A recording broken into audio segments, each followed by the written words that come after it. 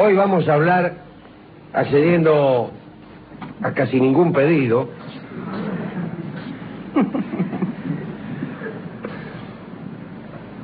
de personas que han perdido la cabeza, o personas que perdieron la cabeza en los mitos griegos y aún en otros mitos. Personas a quienes les ocurrió algo extraño con el marote. El tema de hoy es el melón. Y empecemos, melones famosos, me refiero a la cabeza, por cierto, ¿no? Famosa fue la cabeza de Orfeo. Orfeo, ustedes saben, fue el músico más famoso de todos los tiempos.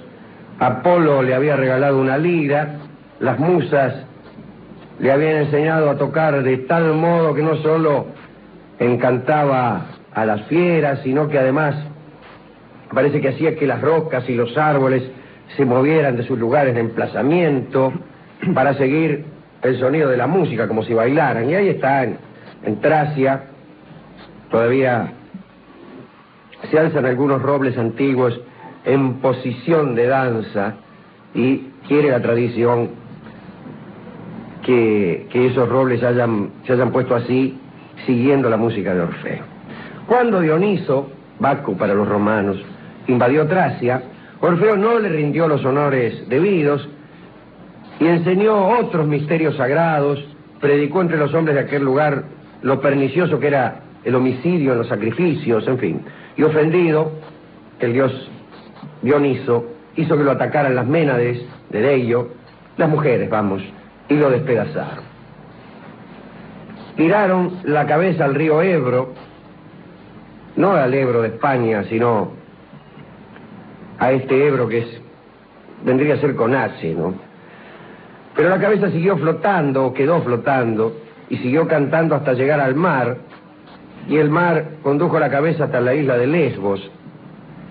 Las musas, llorando, tomaron no la cabeza sino el resto del cuerpo y enterraron los pedazos en Liebetra, donde hoy en día parece que los ruiseñores cantan más armoniosamente que en ninguna otra parte del mundo. Esta es cosa que yo no puedo certificar porque como buen sudamericano soy perfectamente ignorante en lo que a ruiseñores se refiere. No hay aquí ruiseñores. En cuanto a la cabeza de Orfeo, después de ser atacada por una serpiente, con toda cobardía, por cierto, no tenía la cabeza como defenderse, amén de los mordiscones. Una cabeza casi siempre está indefensa, especialmente en algunas regiones. Bueno, la serpiente atacó la cabeza con cobardía y Apolo la castigó transformándola en piedra. Bueno, pero esta cabeza fue guardada en una cueva de Antisa y allí profetizaba el marote. Día y noche se la pasaba profetizando. Hasta que Apolo, viendo que los oráculos de Delfos, de Grineo y de Claro habían sido abandonados, es decir, por celos, fue hasta allá, se detuvo frente a la cabeza y le dijo que dejara de entrometerse en sus asuntos y que estaba harto de sus cantos. En realidad, la gente del lugar también estaba harta de las profecías continuas del marote de Orfeo. Usted no sabe lo que es que una cabeza te profetice y te profetice y te profetice. Y desde ese día la cabeza jamás volvió a hablar. Un detalle, esta cabeza cantante de Orfeo recuerda a la del mítico rey de los alisos, Bendigeit Bran, que será la segunda cabeza de la cual hablaremos. Bendigeit Bran fue aquel rey que, habiendo sido maltratada a su hija, Brangwen, en la corte de Matoluch, en la antigua Irlanda es todo esto, ¿no? Esto para que vean ustedes parecidos entre los mitos irlandeses y los mitos griegos, creerán algunos. No. Esto de los parecidos entre mito y mito son también mitos. Recuerde cuando se sorprendieron todos porque en náhuatl la palabra que designaba a Dios era igual que en griego.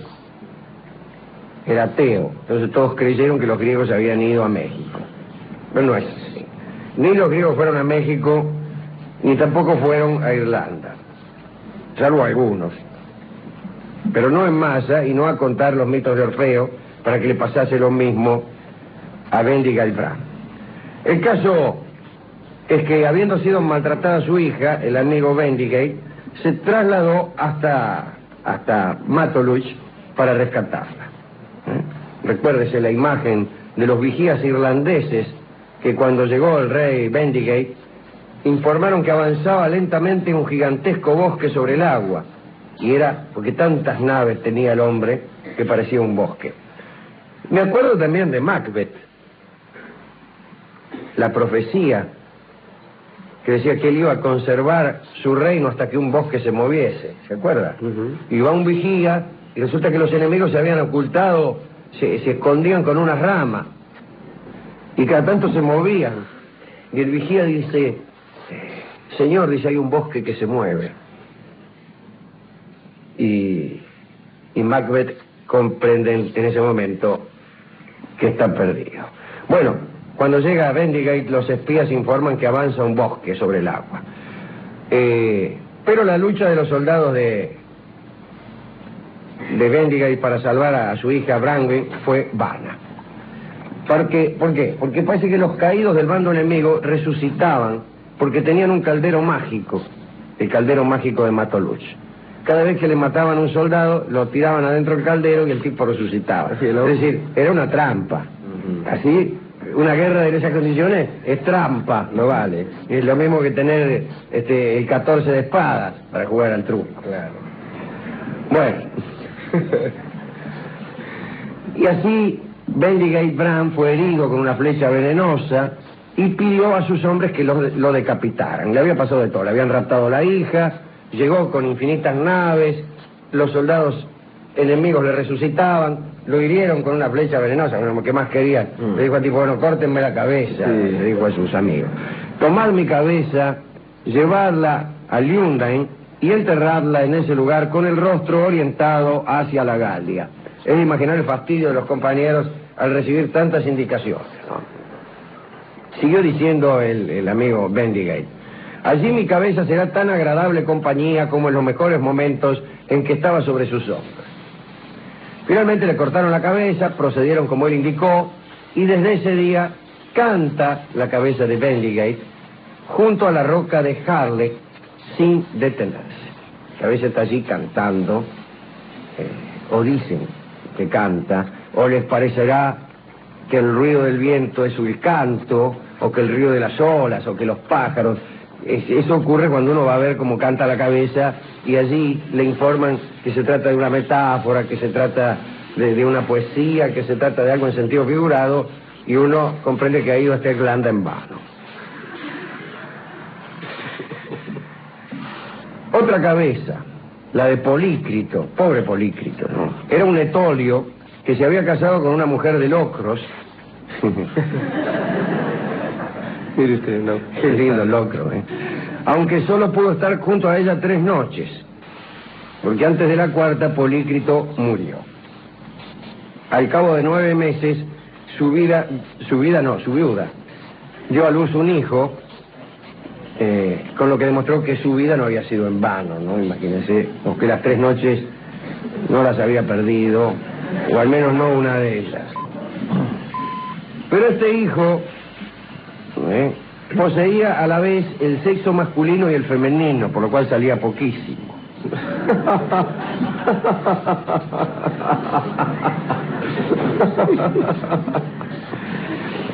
El caso es que la viuda de Polícrito, asustadísima, llevó a la criatura a la plaza del mercado, donde estaba el pueblo reunido. Y todos opinaron que se trataba de una maldición divina y que lo conveniente era llevarse a la madre y al monstruoso hijo más allá de las fronteras del país. Y en ese momento apareció el fantasma de Polícrito, vestido de negro, y reclamó al hijo: a ver, tráigame a mi hijo. Y como se demoraban, se enojó. Y le dijo: apúrense porque los dioses infernales me han dado solamente unos instantes de libertad. Y el pueblo asustado vacilaba en acceder a aquel ruego, y el fantasma fue a buscar él mismo al niño, lo tomó, lo despedazó, se lo comió, y solo dejó la cabeza. Y después se fue. Para sorpresa de todos, la cabeza del niño, que había rodado por el suelo, se puso a profetizar que es lo que suelen hacer las cabezas. Prohibió a los habitantes que visitaran al oráculo de Delfos, predijo que habría una guerra, y finalmente pidió que no la enterrasen, sino que la depositaran en un lugar soleado. Así, de cara al sol, en una llanura de Tolia, permanece en silencio el marote del hijo de Polícrito. En la mitología romana aparece la leyenda de Olo. Un día, mientras unos hombres excavaban en la cumbre de una de las montañas de Roma, una de las colinas, para construir los cimientos del templo de Júpiter Optimus Maximus, hallaron en la tierra un cráneo enorme, pero muy grande, y se atribuyó aquel cráneo a un cierto gigante, Olo, lo cual valió a aquella colina su nombre de Caput Oli, que más tarde se habría convertido en Capitolium. El encuentro fue interpretado como signo de grandeza de la futura Roma, que con el tiempo y para los adivinos se transformaría en la cabeza del mundo. Está bien eso, y además es una linda etimología histórica de la palabra Capitolio. Así que fíjese, cuando uno habla del Capitolio en Washington, por ejemplo, está aludiendo a Olo, el gigante cuyo cráneo encontró un niato, un albañil. En el norte de nuestro país se habla de la humita, que quiere decir cabecita en quechua. Se trata de una cabeza humana de larga cabellera que vaga sola en la noche. Es muy difícil vagar para una cabeza sola en el cuerpo, porque en realidad el que se encarga de las vagancias es el cuerpo. La cabeza está acostumbrada a otros menesteres. Pídale un pie que piense. Bueno, sin embargo, esta cabeza, la humita, vaga sola por la noche, a veces rodando por el suelo o volando bajito. Produce un ruido suave al desplazarse.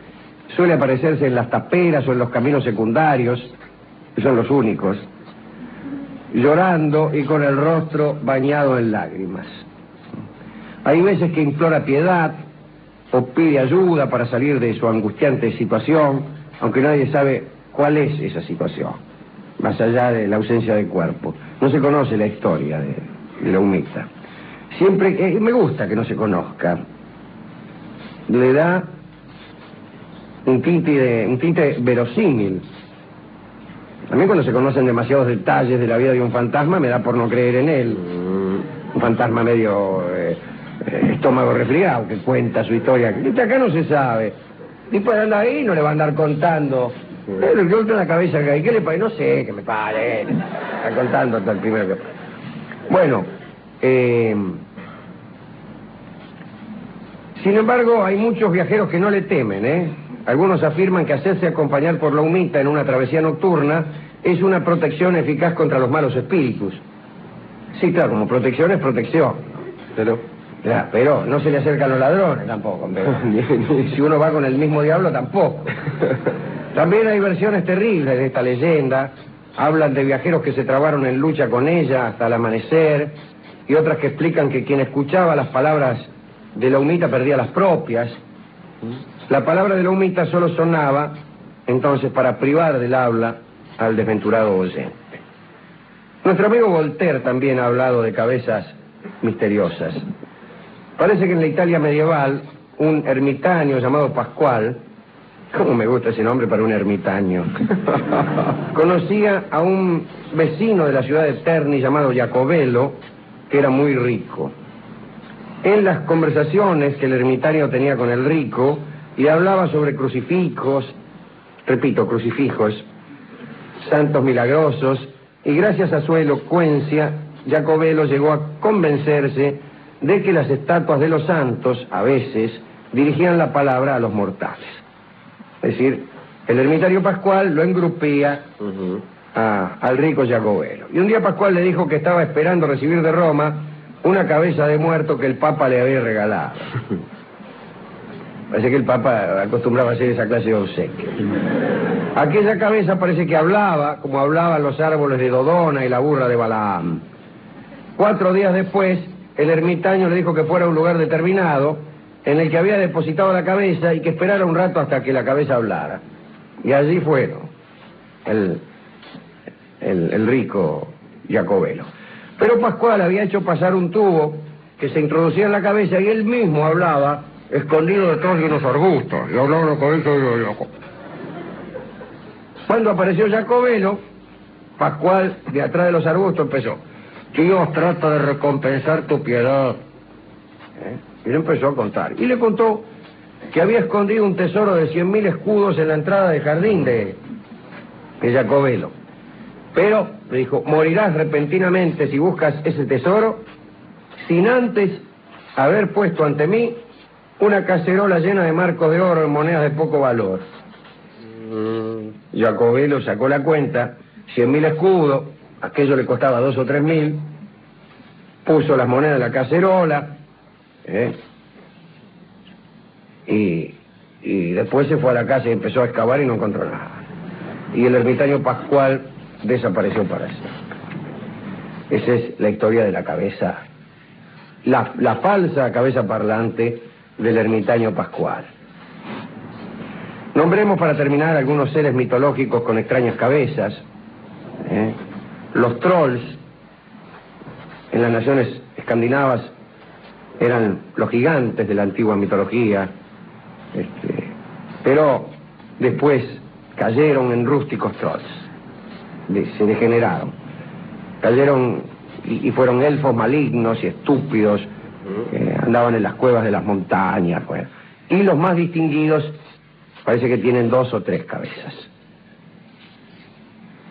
Está el Cuyata, que es un gran toro, que en su cabeza tiene 4.000 ojos, que es tener 4.000 orejas, 4.000 narices, 4.000 lenguas, lo cual no solo tiene muchos ojos, sino que está desproporcionado el número de ojos. Pues si tiene 4.000 ojos y 4.000 orejas, era claro que tenía que tener 2.000 narices, 2.000 lenguas, y así. Parece que para trasladarse de un ojo a otro de Cuyata, o de una oreja a otra, bastaban 500 años. Cabezón, le digo. Sí. También está el Desnaz, que parece que este no tiene ni 2 cabezas ni ninguna, tiene media. Media cabeza, y tiene un ojo, una mejilla, etcétera. En algunas versiones es enteramente la mitad de un ser humano, si me permite, es enteramente.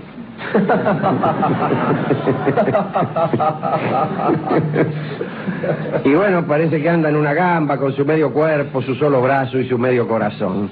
El Desnaz cunde en Borneo y en los confines de la China. Se encarga de hacer tratos entre los hombres y los demonios. Después estaba la hidra de Lerna, que tenía 9 cabezas, una de las cuales era inmortal. Esa era la brava. Al final terminó con ella nuestro amigo Heracles. Miles el cancerbero, que tenía 3, el 100 cabezas del Buda, etcétera, etcétera. Muchos. Cabezas famosa también es la de la quimera, sí. Es la de la gorgona. La gorgona, la de la medusa. Una de las 3 gorgonas, por cierto. Bueno, su sola visión te mataba. Lo convertía en piedra, ¿no? O sea, ahí andaban para combatirla, el amigo Perseo con un escudo bruñido, cosa de demostrárselo a ella misma para que se viera y se matara. Bueno, ¿a quién podemos dedicar esto? A personas que usan mucho la cabeza para pensar, en un mundo en donde por ahí hay otras partes del cuerpo que se utilizan más. Y bien está. Pero yo creo que utilizar las otras partes del cuerpo sin la intervención de la cabeza es una insensatez. El que cree que para caminar bastan los pies, no sabe caminar. El que cree que para tocar el piano bastan las manos, no sabe tocar el piano. El que cree cosas por el estilo es un insensato.